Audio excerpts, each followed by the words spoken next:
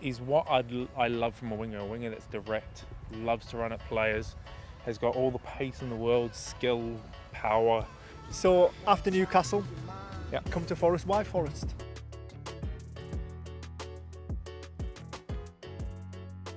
Oh, big fella. Hello, buddy. How are Nice to see you, mate. you? Nice things. Keep 'em well? Yeah, I'm good, thank you. We'll have a little chat, catch up. Sounds perfect to me, mate. Let's go. Lovely. So let's take it right back to the start, Woodsy. Grew up in New Zealand. Mm-hmm. Not exactly a footballing stronghold. No, definitely not. What was it about this sport that got you interested, I suppose, from such a young age? Look, to be fair, I think my father played football, so I always used to go watch him ever since I was like 2-3 years old. Rugby is obviously very dominant in New Zealand. You're built for rugby, Built aren't for you? it, played it, Yeah. but I was okay. I was never as good at rugby that I was at football. So what age did you Um, kind of make the decision? The decision got made for basically all sports was around about 12, 13. Okay. Went not full time, but like it's both summer and winter football wise. Yeah. And it was just, I loved football more than I loved the other sports, and just continued it on and on and on. Oh, so it was a love from watching your dad play. That's what inspired you as a kid. Yeah. He was just a normal bloke just playing football, and it's just the love grew. Been able to practice with him, train with him. He took me to trainings and things like Yeah. that. So that's how the love grew for football, and then just playing football. Obviously, you love it anyway. So you mentioned that you were 12 when you kind of had that make that decision. Yeah. And it was only 2 years later when you came over here, wasn't it? 14. Yeah, 2.5 year to 3. I think it was just before I was 15, moved over, and yeah, it was one of those. Family decided to move over the side of the world and take a crack at it. And what's the worst case can happen? You can after 2 years go back. It's nothing too major. Well, it's not a small decision, is it? No, but for me it was a no-brainer. I was a kid and I've been offered a chance to just play football every day. It's a lot more complex for my family, my parents, the logistics of it all, moving over the other side of the world. But they had the mindset of, well, if it doesn't work, we can always move back after 2 years. Yeah. And luckily it worked out better, got a professional contract, and then just started to spiral from there upwards. Well, standing here today, it couldn't have worked out much better, could it? No, probably not. I think looking back with a bit of hindsight, I think it was the right decision, wasn't it? Yeah, 100%. I think they're very happy. They've been able to share in it. The whole family has, and I think they're very proud of what I've been able to achieve and things like that. And like anything, you could never have done it without my family. So they stayed over here and supported you right through? Yep, mum and dad has moved over when I moved over, basically. Stayed here. My sister stayed back in New Zealand. She was going through university at the time and things like that, and then found her husband and had her life out there. She comes over once a year and things like that to watch games, have Christmas or something like that, depending on how it works. But yeah, the family's always been involved in football. So this is pretty much home now? This is home. This is 16, 17 years now over here. It's longer than I was in New Zealand. So yeah, it's basically one of those things of been here longer in my terms of life. So growing up, who would you say who inspired you, apart from your father, who inspired you? Who did you try and build your game on? The two that jump out were Didier Drogba and Alan Shearer. Alan Shearer is just a goal freak. He used to just score goals left, right and centre, and that's what we love to do as strikers. Yeah. Didier Drogba coming up, Dad's a Chelsea fan, my sister's named kind of after them. We've got to get a name. What's her name? Chelsea, but with a Y. Okay. Oh right. So, okay. That's how it worked out. That was the only way he was allowed to call her it if they changed the last letter. So they got that. But yeah, so I loved Didier Drogba growing up. He was the one I idolised from probably 13 up until, well, still idolise him in that sense of. Yeah. I appreciate he's one of the best strikers ever to come to the Premier League, I think. It's funny because when you become a Premier League striker, all that, you don't leave that behind. You still. So if Drogba walked on this pitch, you'd still be like, oh wow, it's Didier Drogba, wouldn't you? 100%. Yeah. It's scary. It's like these are your heroes and your things, but then you're playing against them or rubbing shoulders with them, and it's a bit surreal in that sense, and you have to try and take it back or try and change it. So to get to this point, we talk about coming over at 14 and where you are now, but to get to that point, it wasn't smooth sailing. You had to go out on a lot of loans. You had to hone your skills. Yeah. Learn how to score goals. Learn how to use your body. Yeah, definitely. How did those loans I suppose, create the player that you've become today? I think they were all valuable. I think they were right for me at the time. I was at a club who have been yo-yoing from the Premiership to the Championship and basically starting to establish themselves in the Premier League through West Brom. I wasn't going to, if I'm brutally honest, play much football there because they needed a senior striker that's going to keep them in the league and things like that. And it's hard to play a 17, 18-year-old in that sense unless they're an exceptional talent, of course. So it was one of the cases of go out and play, try and score goals, learn stuff from going on loan. And I went on loan 5 times in that period of time before I moved to Leicester. And each loan was different. Some were good, some were bad.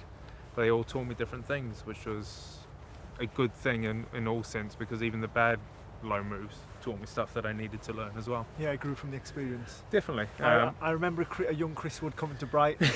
Yes. And I was always on at you. Use your physicality. You're huge, but you were so nice back then. You were you were a little bit, I suppose, a bit more timid. You were just stepping into the man's 100%, game. But now we see it week in, week out. Bullying defenders, using your physicality, using your size to your advantage. Mm-hmm. Look, I should probably do it more as well. It's a part of my game that I've always had to try and continue to work on.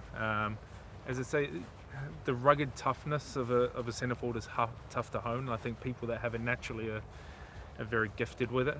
A bit like Barnsley when he plays and things like that, we know very well he does it without even thinking. Whereas myself, I have to psych yourself up a bit for it and things like that, because you got other elements that you feel are better in your game and things like that, but you need especially with the size that we were, we have to use our physicality to create things and cause defenders problems. So what I believe that we do the best job, or I did, you still do, the best job in the world, which is score goals. Can you describe that feeling for me and what it means to you every time you hit that back of the net?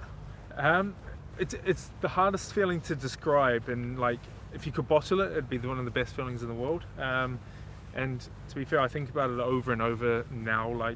Every time I go a game without scoring or anything like that, all I think to myself is I want that feeling back. And I wish it was so easy to just score every week and have that feeling every week, because it's the best feeling in the world. But it's so tough to do. But it's just, especially when you score and win, it's just the best day, and it makes your weekend so much easier. Well, it's I suppose it's an uncontrollable, isn't it? You've got 11 men, some of the best in the world, trying to stop you doing your job. So when you manage to hit that back of the net, to wheel away in front of fans, here's one for you. Front score, home or away?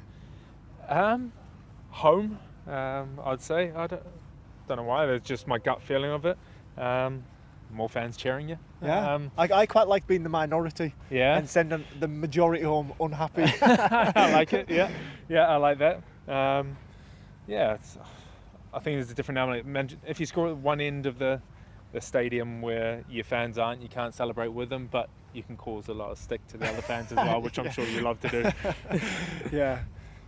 You've got an exceptional record of scoring against your old clubs. Mm-hmm. Do you know the stat? Not the full stat. I know Brighton was one of the main ones, but so the stat is you're 5th on the list of scoring against your former clubs. Oh wow!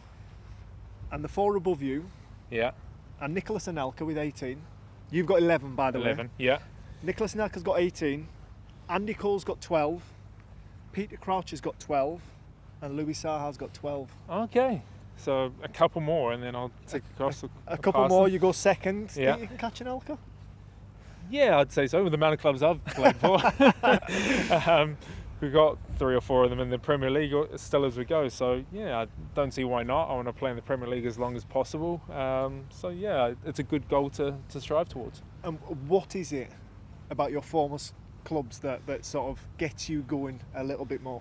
It must be a subconscious thing, because I try not to think about it too much. But you always, when you've been at a club, you've had great times, or you want to prove stuff that you're still good enough, because you never know what the reason is that you're not there anymore. It could just be life moved on or anything like that, or they decided to go in a different direction, or you decided to go in a different direction. But you still want to prove and show that you are capable of doing the job at previous clubs and all around the leagues, to be honest. That they made a mistake on you. Yeah, in some aspects, yeah. But yeah, it's one of those. So after Newcastle, Yeah. come to Forest. Why Forest? I think it was a time in my career where I wanted to just get back playing. I had a great relationship with the Newcastle supporters, Eddie Howe, the team there, but I was looking like to be third choice. And at the stage of my career, I didn't really want to be third choice. I wanted to play, and Forest gave me that opportunity.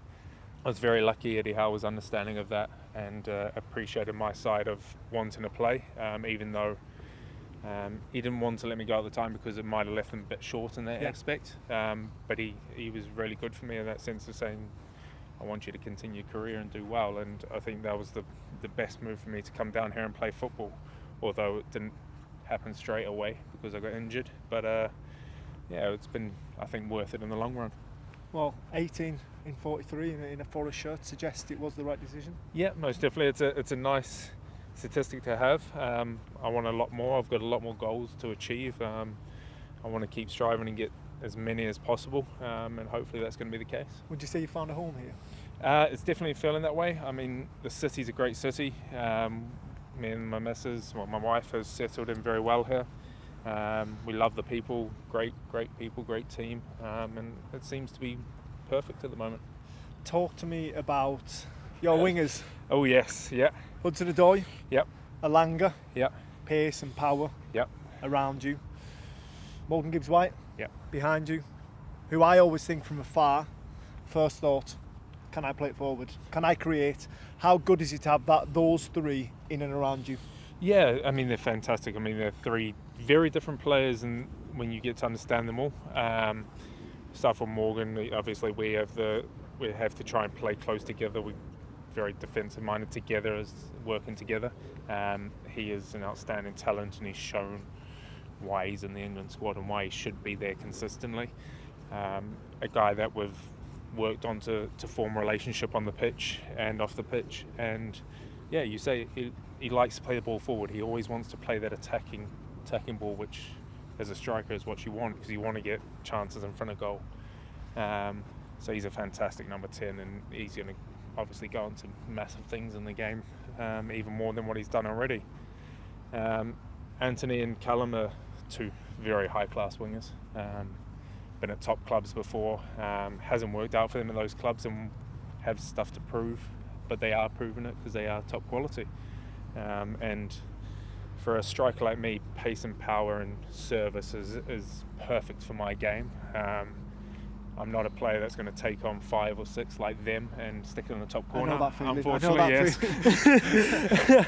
But having the service of those 2 guys or those 3 guys behind me is fantastic, and it just makes our life as strikers so much easier when you've got talented players like those and others in the team. You talked about relationships there. Mm-hmm. Was it something, when you go into a club, do you sort of pinpoint people, like say, I need sort of a better understanding with him rather than my centre-back kind of thing? So do you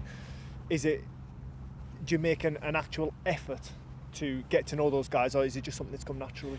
I think it comes naturally to some of the players, or some of the relationships you form. I think others you have to work at.